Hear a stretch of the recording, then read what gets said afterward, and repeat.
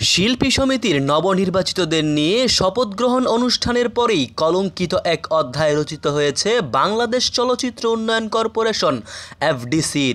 মঙ্গলবার 23 এপ্রিল সন্ধ্যায় এফডিসিতে এক সাক্ষাৎকারকে কেন্দ্র করে অভিনয় শিল্পীদের মারধরের শিকার হয়েছেন সাংবাদিকরা।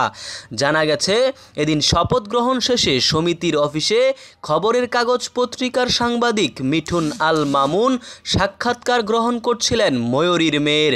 তখন অভিনেতা শিভা শানু ওই সাংবাদিককে বেরিয়ে যেতে বলেন। না যেতে চাইলে তাকে ধাক্কা দিয়ে অফিস থেকে বের করে দেন। এ সময় কয়েকজন সাংবাদিক সেখানে উপস্থিত হয়ে শিভা শানুকে থামাতে চান।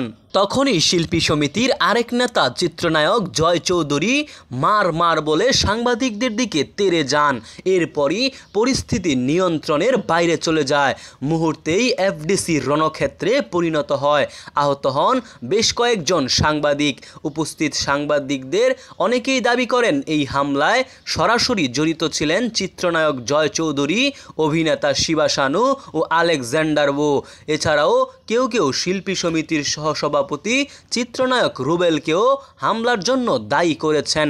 তবে হামলায় জড়িত থাকার বিষয়টি অস্বীকার করেছেন রুবেল। এই অভিনেতা দাবি করেন হামলায় তিনি জড়িত ছিলেন না, তবে সাংবাদিকদের সঙ্গে অভিনয় শিল্পীদের গণ্ডগোলের কথা শুনে তিনি ঘটনাস্থলে ছুটে গিয়েছিলেন। তিনি আরও বলেন, আমি আপনাদেরকে শতভাগ নিশ্চিত করে বলতে পারি সাংবাদিকদের উপর হামলায় আমি জড়িত ছিলাম না।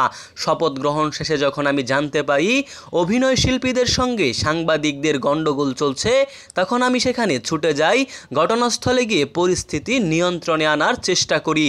এ নায়ক আরও বলেন, এদিন এফডিসিতে অসংখ্য ক্যামেরা ছিল, আপনারা চাইলে দেখতে পারেন কোনো ভিডিও ফুটেজে আমি কারো উপর হামলা করেছি কিনা। সবশেষে এই ঘটনার জন্য দুঃখ প্রকাশ করে রুবেল। বলেন, পুরো ঘটনার জন্যই আমরা মর্মাহত। দিন শেষে আমরা একটা পরিবারের মতো।